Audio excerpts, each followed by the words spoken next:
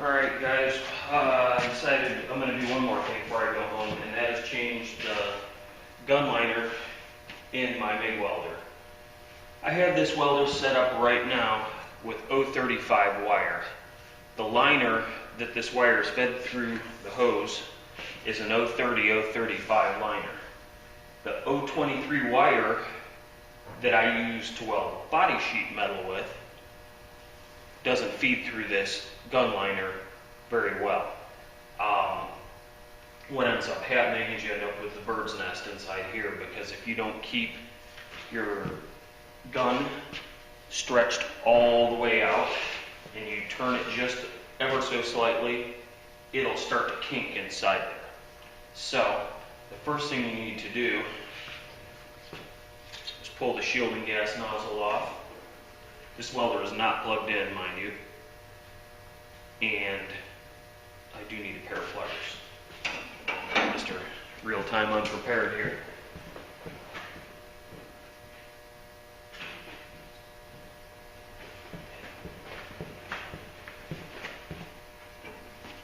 And you need to take this tip off, but I'm probably going to have to cut the wire that's sticking out. There's a little ball of goo on that.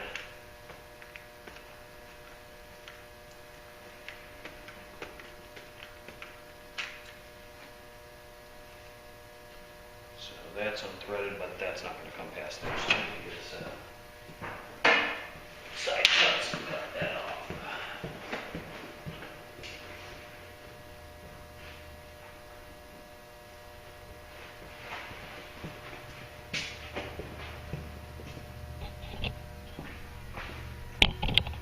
Maybe I'll be in the picture now. So at any rate, cut that little piece of wire off, and the tip should slide past it without any problem, like that. And then the way I do it, I'll stretch the gun all the way out. I'll release the tension. This is the Miller Auto Set 180, by the way. Pretty much all welders are very similar inside, and then I'll hold that wire and wind it back up.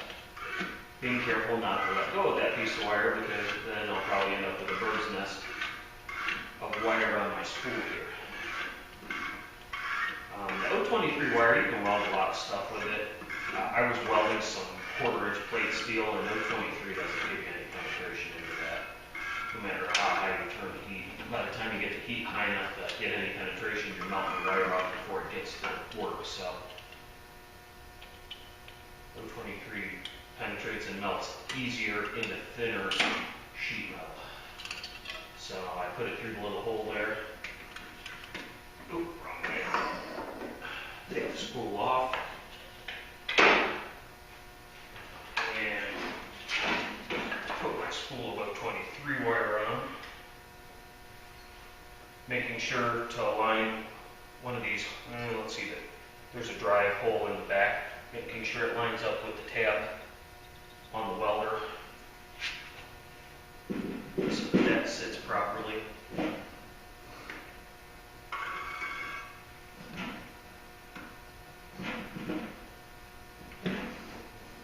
we go, there we go. So, I mean, this is not a high tolerance fitter by any means, but okay. The next thing that needs to be done is this drive spool for the wire feeder needs to come off, and it'll tell you one side is for 030-035 wire and the other side is for 024 wire or 23. So this drive groove, I don't know if you guys can see it. I'm going to stand behind the camera and hold it out to make sure you're seeing what I'm seeing. The groove on the right side is for the 024-023 wire. It's a lot thinner. So that's the side we want to drive our wire with, otherwise it'll never work. So I'll put that back on before I forget about it. Next, there's a thumb screw here that will take the wand out. So you back that off. There's a low ring inside there. There's also a plug on the front. That's a 1/4 turn quick disconnect.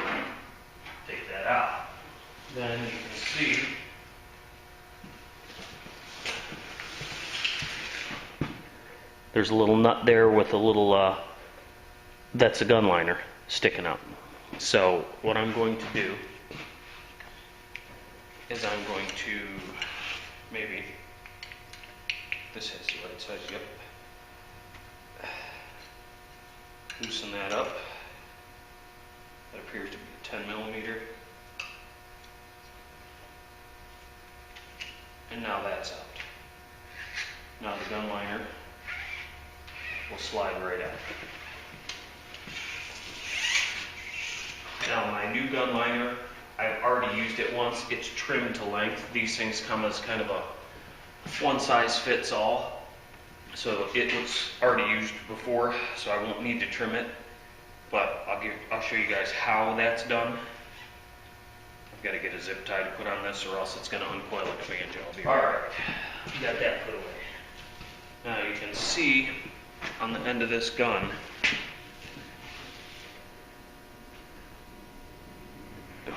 maybe if I could hold it in front, this piece right here will unthread out of there. When you install a new gun liner, you take that out and you shove the gun liner through until you have about 1/2 inch or 3/8 sticking out. So as you flex this around, it has room to move without binding. And then you take you can use side cuts and cut the end of the gun liner off. That's acceptable.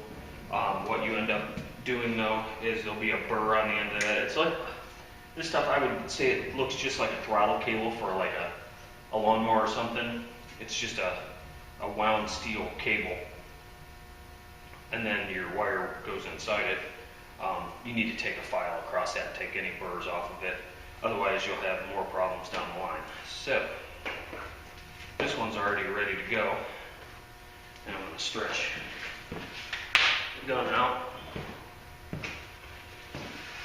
And I'm going to feed this baby through there. And like I said before, it's already cut the length because it's been used in this this setup before. It's already cut for the length of my setup.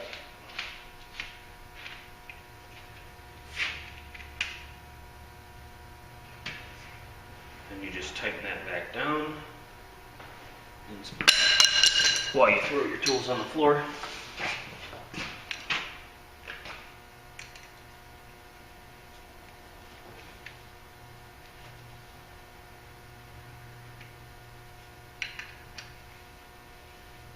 And it's not a car, you don't have to get crazy with it. Besides, it's brass. It doesn't hurt to put a little lube on these O-rings when you put them in. I just changed this not that long ago, so I'm not going to do that today. It's not necessary to do it constantly. Then you just make sure that that is fully seated inside there. If it's not, I think the Rick Fix had this problem with his. The MIG gas wasn't making it out the nozzle. So if that's not seated all the way into its spot, I'm going to double check that, because if you don't, then it'll be like welding with your gas turned off. You'll have a lot of porosity, and it'll, what I call grape ape. Your welds will start boogering up like grapes. So that's on. Plug the control wire back in. And then we're almost ready to go. I'm not going to put my tip on just yet.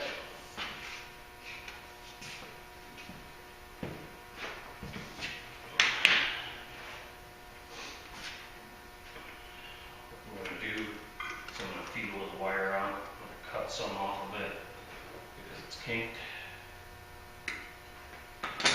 Probably should be storing this this MIG wire in a bag of rice.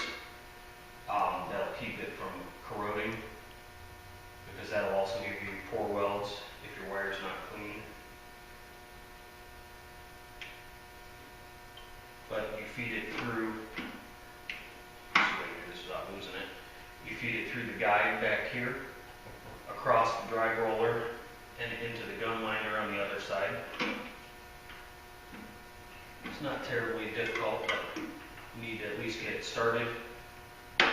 Push your roller back down. This is spring loaded. Make sure it is in that drive groove. If it is not, it will bird's nest on you. Back off your drive tension for the roller, and then I usually set these about somewhere around 3.5 is plenty tight.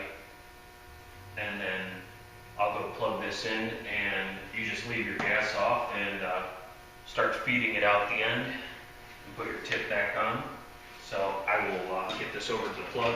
I didn't bring my big extension cord out, so I got to move this over to that.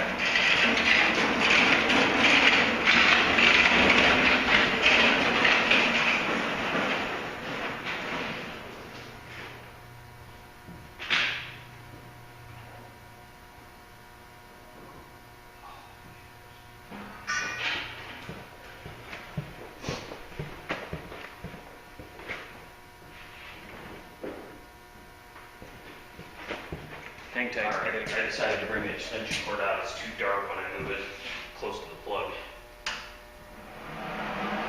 So, turn the welder on. I don't have no 23 tip ready yet, but you want to get this pretty straight.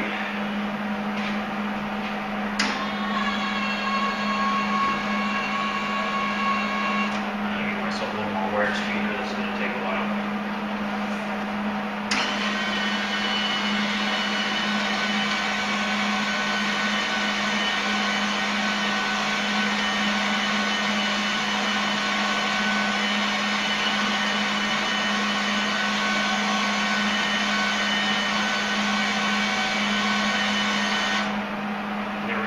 Wires out.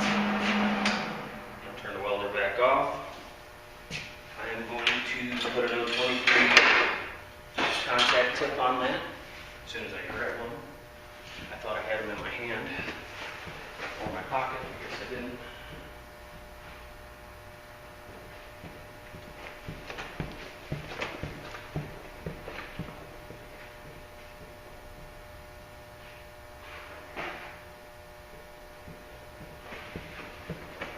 I just got to figure out what I did with them. Okay. Interesting.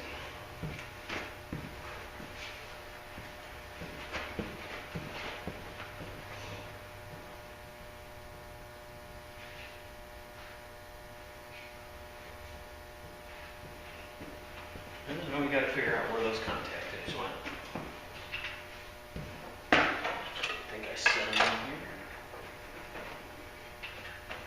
Alright, hang on. I'll cut you guys loose for a minute. Okay, I have a contact tip. Basically thread it over your wire and then back into the edge. This thing, I don't know if I boogered up the threads in it at some point, but it's got a burr in it. It doesn't like to start in there very easily. Usually these things will go right in.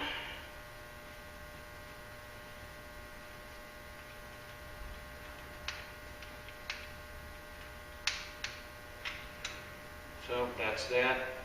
Tip is in. Put the nozzle, shielding nozzle back on. And that's it.